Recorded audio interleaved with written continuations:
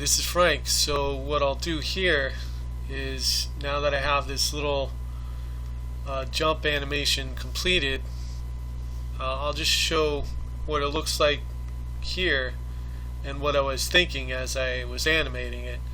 So now with this main line, that will double click, and then you'll see on frame 1, let me get to frame 1, there it is, that all these other weird pieces are off, so he looks normal there, compared to in the actions where none of that is accounted for because they're individual layers versus the skeleton itself. So if you want to adjust those, you have to go to frame 1 instead of frame 0, because frame 0 won't do anything. But getting back to this, let's say I wanted to add a jump animation that I could reuse over and over.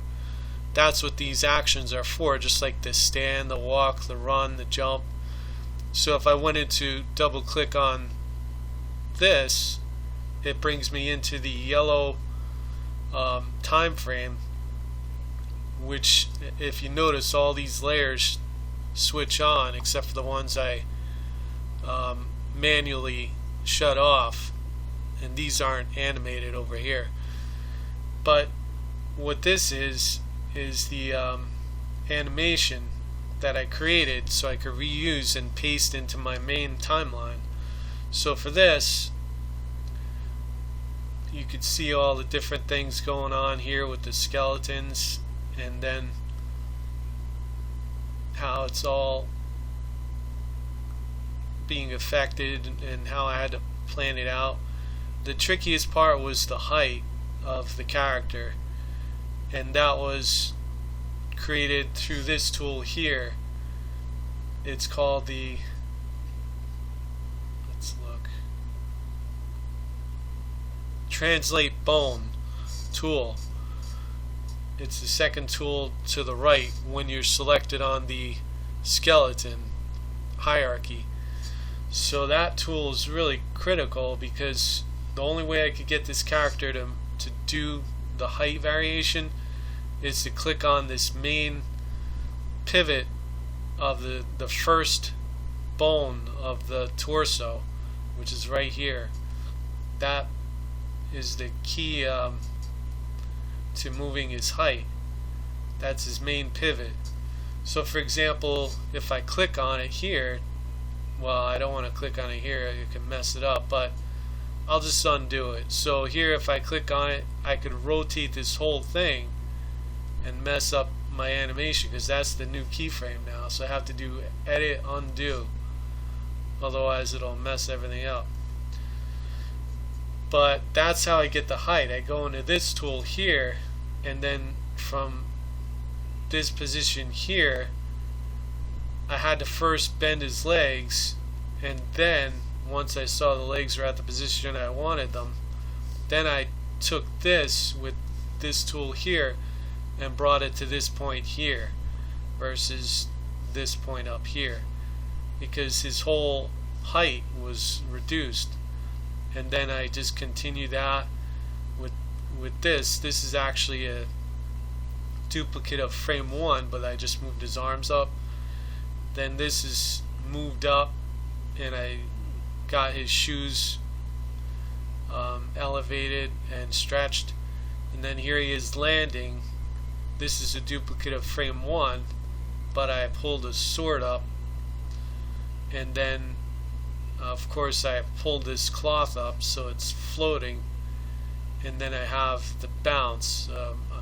Instead of duplicating the main bounce here, which is extreme because he needs all that energy to create that bounce, I mean the height, I just made a little bounce as he's landing, and it's not as critical of a landing.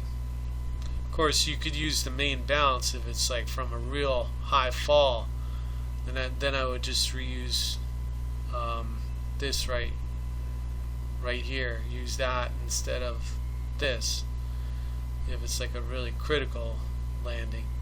For a little hop, I could just use this and you just edit it as you need it. But going back to the main timeline, and that's what mainline stands for, I'll just throw in the jump animation just to show, see how easy that is. And now these first keyframes here are zeros on the 0 frame, so I can't use those. They mess up my animation.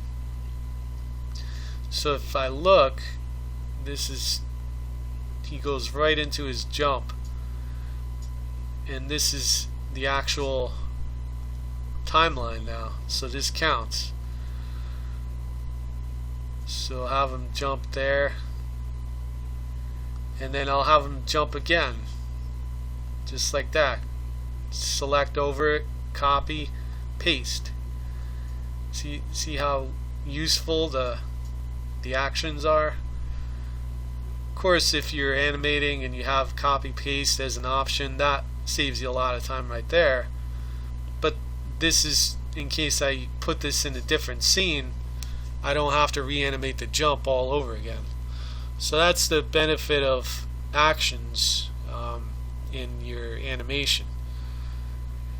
And I'll render this out and then see what it looks like when it's animated. Sometimes when it's fully animated, you could see flaws that you didn't see in this still frame while these panning of the frames. Like if I click on the animation, unfortunately it's not as fast, so it's really choppy and it's not accurate to what's really happening, so you lose a lot of information. But that would sum it up, and if we do a preview, I could take a quick look at what this would resemble, all finished off and not as rough looking. And I might adjust his eyes a little bit. There's like a little crease on his nose there, I noticed. I could smooth that out, and the way I would do that is going to GIMP and just ease off the sharp edge there. But yeah, that looks good, and the colors are exactly what I was going for there. But that's what it would look like when it's animated, so I'll do that now. I'll go into export animation, and for this, since it's just a test animation, I'll apply layer effects. For the final animation of my main project that I'm working on, I would use anti-aliased edges, and that would be it. And then I press OK, and then it would ask me what file I wanted to save it in, and then after that it would ask how do you want to render it out, 24 frames, 29 frames per second, 30, etc. You could go as low as 1 frame a second if you want, and then after that you pick your, well, the resolution, that's handled right here under project settings. Right now I have it at 1920 by 1080, 24 frames per second. So that's where a lot of this is being determined. You could change this frame rate as you feel fit. 24 frames is traditional classic animation, so that's what I tend to go with. But as far as the process, that's how to make them jump. So thanks for watching, and I'll render out that animation.